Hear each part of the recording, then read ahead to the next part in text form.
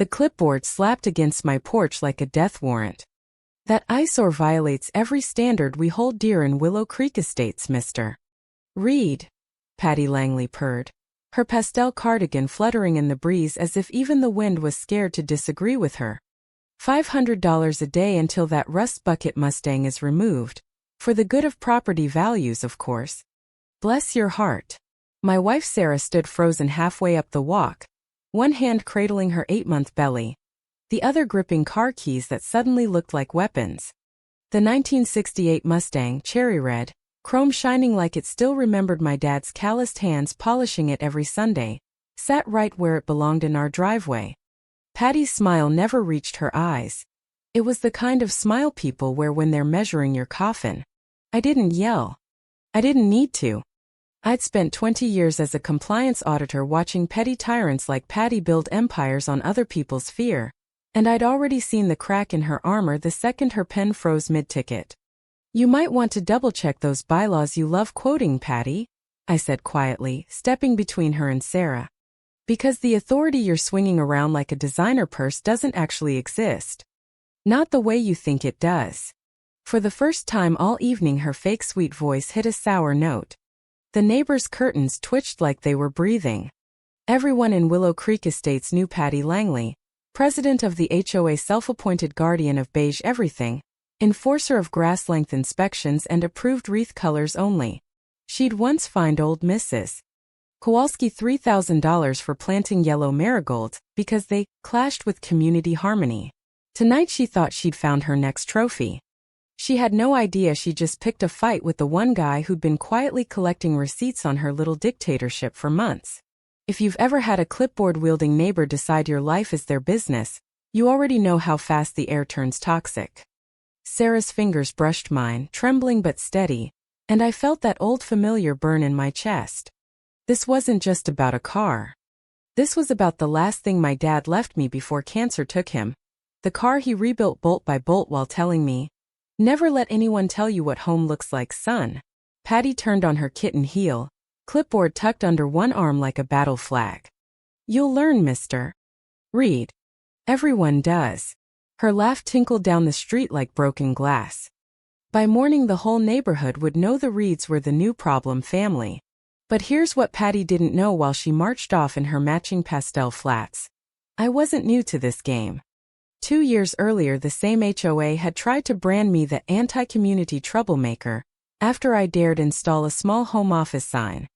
They'd spread whispers, leaked my name in the monthly newsletter, even suggested I was running an illegal business. The accusations collapsed when I proved the bylaws didn't cover signage at all, but the damage stuck. People crossed the street when they saw me coming. Sarah cried in the kitchen the night the rumors peaked. I never forgot. I just stopped talking. I started watching. And I started reading every public filing, every state record, every dusty page that Patty thought nobody would ever check.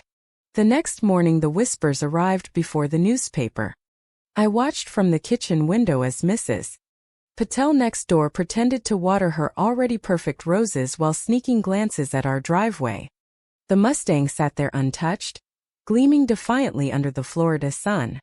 Patty's first official notice was taped to the mailbox before 9 a.m. Bright yellow, official-looking, threatening daily fines and possible lien on the house. Sarah read it, hand on her belly, and whispered, "She's really doing this." I kissed her forehead. Let her. Every swing she takes is another nail in her own coffin. Inside the HOA office, really just a glorified shed behind the clubhouse painted in the mandatory willow beige, Patty was holding court.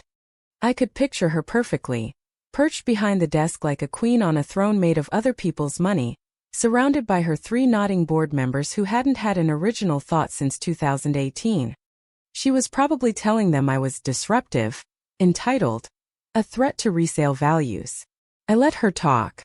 While she built her case in public, I was already 3 steps ahead in county records. By afternoon I was sitting in the records room at the county clerk's office, fluorescent lights humming overhead, flipping through the thin folder labeled Willow Creek Estates, HOA, Articles of Incorporation. What I found made me smile for the first time since last night. No amendments filed since 2015. No proper ratification of the enforcement committee Patty loved to wave around. The Architectural Review Board, she used to bully everyone, never legally existed. Every fine she'd issued for the last 4 years was built on air. I made copies, paid the fee, and drove home with a folder that felt heavier than it should. Sarah met me at the door, eyes hopeful. Anything. I kissed her. Everything. That night the neighborhood settled into its usual quiet, sprinklers hissing in perfect unison. But behind closed doors people were talking. I knew because Mrs. Kowalski left a small note in our mailbox, unsigned, shaky handwriting. She did the same to my garden gnomes. God bless you for not backing down. Dark humor of the situation hit me while I read it. Patty had turned a place meant for families into a surveillance state where even plastic lawn ornaments needed committee approval. And now she'd picked the wrong lawn ornament, my dad's Mustang. Patty didn't waste time. By Wednesday the monthly newsletter hit every mailbox with my name not so subtly implied. Certain residents continue to undermine our shared aesthetic standards, it read, risking the very property values we all worked so hard to protect. Attached was a grainy photo of the Mustang with a big red circle around it like it was public enemy number 1. Sarah laughed bitterly when she read it. She really thinks a 40-year-old car is going to tank the market? I didn't laugh. I just added the newsletter to my growing file. Each new piece of paper was another exhibit for the case I was quietly building. I kept my face neutral at the community pool that weekend. Kids splashed, moms chatted, and Patty floated through in her wide-brim hat like a pastel shark. She made a show of greeting everyone except us.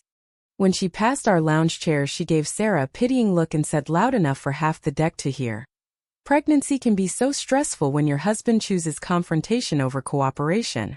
Sarah's hand tightened on mine. I just smiled back. Funny thing about stress, Patty. It tends to expose the real weak links in any system. Her smile flickered for half a second. That was the first real crack I'd seen since the driveway. The newsletter smear campaign worked exactly as Patty planned, for about 48 hours. Then the cracks started showing. I watched from our porch as neighbors who used to wave now hesitated, glancing between our Mustang and Patty's office like they were trying to decide which side of history they wanted to be on. Old Mr. Delgado across the street, the guy Patty once fined for flying an American flag 2 inches too large on July 4th, actually gave me a thumbs up when he thought no one was looking. Small victories, but they added up. Sarah's due date was creeping closer, and the last thing she needed was daily stress, but Patty kept turning the screws. A new violation notice appeared on our door Monday morning. This one claiming the Mustang's industrial appearance violated noise ordinances because its engine might be loud if started. Never mind that it hadn't been driven in weeks. The fine was now $700 a day. Sarah read it and actually laughed. A sharp, tired sound. She's lost her mind. I folded the paper neatly and added it to the stack. She's not losing it. She's panicking. People only double down when they feel the ground shifting. I'd been watching Patty's secretary Maria Gonzalez for weeks. Maria was the one who typed up every ridiculous ticket, the one who had to listen to Patty's rants behind closed doors. I caught her alone at the clubhouse mailbox one afternoon, sorting the latest batch of notices. She looked exhausted, shoulders hunched like she was carrying the whole neighborhood's fear. "Maria," I said quietly, "you don't have to keep doing this." She jumped like I'd shouted. Her eyes darted toward Patty's office. "Mr. Reed, please." If she sees me talking to you, I didn't push. I just handed her my business card, the one with my old compliance auditor credentials still on it. "When you're ready to stop being her shield, you know where I live." She took the card with trembling fingers and slipped it into her pocket like it was contraband. That night I spread every document across the dining table under the warm glow of the pendant light. Sarah sat beside me, rubbing her belly, reading along. The pattern was beautiful in its stupidity. Patty had created 3 separate committees that had never been legally ratified. She'd issued fines without required quorum votes. She'd even backdated some notices to cover her tracks. It wasn't incompetence. It was deliberate, Weaponized laziness dressed up as leadership. She really thinks she's untouchable, Sarah whispered. I kissed the top of her head. She's about to learn the difference between being loud and being legal. The escalation hit peak absurdity on Friday. Patty organized an emergency curb appeal walk. Basically her and 2 board members strolling the streets with clipboards, pointing out every minor infraction. They stopped in front of our house for a full 10 minutes, taking photos of the Mustang from every angle like it was a crime scene. When they reached the widow Mrs. Kowalski's yard, Patty loudly announced the garden gnomes had to go because they created a whimsical atmosphere inconsistent with our sophisticated brand.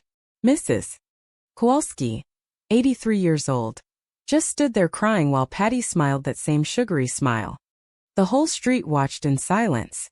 I felt the collective rage building like storm clouds. Maria showed up at our door after dark that same night. She didn't knock, just tapped softly like she was afraid the sound would summon demons. When I opened the door, she was clutching a thick manila envelope to her chest. I can't do this anymore, she whispered. She made me send that notice about your wife's pregnancy being distracting to property values. I have a daughter. I know what it feels like. She pushed the envelope into my hands.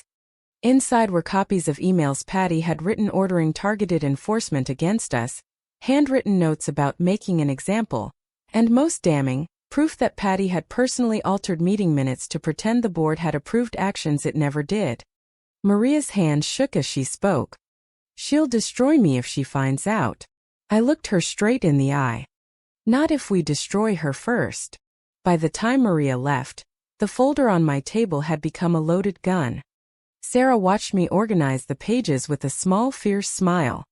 You're really going to do this in front of everyone? I nodded. Public humiliation is the only language Patty understands. Outside, the neighborhood lights flickered on one by one. Behind every curtain, people were wondering the same thing. How long before Patty came for them? The community meeting was scheduled for the following Tuesday at the clubhouse. Patty sent a special mandatory attendance email the night before. Subject line screaming in all caps. Protecting our future. She had no idea the future she was protecting was about to bite her perfectly manicured hand. The clubhouse smelled like lemon polish and fear. Folding chairs scraped across the floor as neighbors filed in, eyes darting between Patty at the head table and me sitting quietly in the third row with Sarah's hand in mine. Patty wore her favorite power pastel, baby blue blazer with a name tag that read, President and Community Guardian. She tapped her gavel like she was conducting an orchestra of obedience. We have a serious issue with compliance, she began, voice dripping honey. Certain residents seem to believe the rules don't apply to them. This cannot continue if we want to maintain our property values. Her eyes locked on me like lasers. The room went graveyard quiet. I waited until she finished her little sermon. Then I stood up slowly, the scrape of my chair echoing like a starting pistol. Every head turned. I lifted the thick folder Maria had given me. Before you keep talking about rules, Patty, maybe you should explain which rules you're actually allowed to enforce, because according to county records, most of the ones you've been using don't exist. Gasps rippled through the crowd. Patty's smile froze mid-sweet. Mr. Reed, this is not the time for conspiracy theories. I opened the folder and held up the first page, the missing incorporation amendment stamped by the county clerk. This is not a theory. Your enforcement committee was never legally formed. Every fine you've issued for the last 4 years is void. Every threat, every lien. All of it built on nothing. The room exploded. Mrs. Kowalski stood up first, voice shaking with years of pent-up rage. You made me pay $3,000 for plastic gnomes. Mr. Delgado slammed his hand on his knee. And my flag. You threatened to foreclose over a flag. People started pulling out their own violation notices, waving them like evidence at a trial. Patty's gavel came down again and again, but no one was listening. Her board members looked like they wanted to disappear into the beige carpet. Then Maria stood up. The entire room went still. She walked to the front, envelope in hand, and spoke clearly for the first time in years. Everything he's saying is true. Patty ordered me to falsify records. She told me to target the reads specifically to send a message. I have the emails. I have everything. She placed the documents on the table in front of Patty like she was laying down a royal flush. Patty's face went the color of old milk. You're lying. This is slander. Maria looked her dead in the eye. No, Patty. This is the truth finally coming home. The meeting didn't end, it detonated. Neighbors surged forward demanding refunds, demanding resignations. Patty tried to storm out, but the crowd blocked her path. For the first time she looked small, just a woman in pastel who had finally run out of rules to hide behind. I didn't gloat. I just stood there holding Sarah's hand while Justice did the heavy lifting. 1 week later we were back in the same county courthouse where I'd started my research. This time the room was packed with Willow Creek residents. Patty sat at the defense table looking like she'd aged 10 years, her lawyer whispering frantically. The judge didn't waste time. He read the ruling aloud. Every fine voided, full restitution required, Patty permanently barred from any HOA position in the state. The gavel fell with a sound like freedom ringing. Outside on the courthouse steps the neighborhood celebrated like it was the 4th of July. Mrs. Kowalski hugged her garden gnomes, which she brought in a shopping bag for dramatic effect. Mr. Delgado raised a small American flag he'd been hiding for 2 years. Sarah leaned against me, belly round and safe, and whispered, Dad would be proud. I looked at the Mustang waiting in the parking lot and smiled. Back home that evening I parked the Mustang right where it belonged, shiny, unapologetic, victorious. Porch lights flickered on across the street, but this time the neighbors weren't hiding. They were waving. The air smelled like barbecue and second chances. So here's the question I want you to answer honestly in the comments. Was the real violation my dad's classic Mustang sitting in our driveway, or was it the woman who spent years weaponizing community standards to terrorize her own neighbors while hiding behind fake rules and pastel smiles? Who was truly wrong here? The man protecting his family's memory, or the HOA Karen who thought she was above the law? Drop your verdict below. I'll be reading every single one. And if this story made you want to check your own HOA filings tonight, well, you're welcome. Hit subscribe for more neighborhood nightmares turned into justice, because somewhere out there another clipboard is about to meet its match.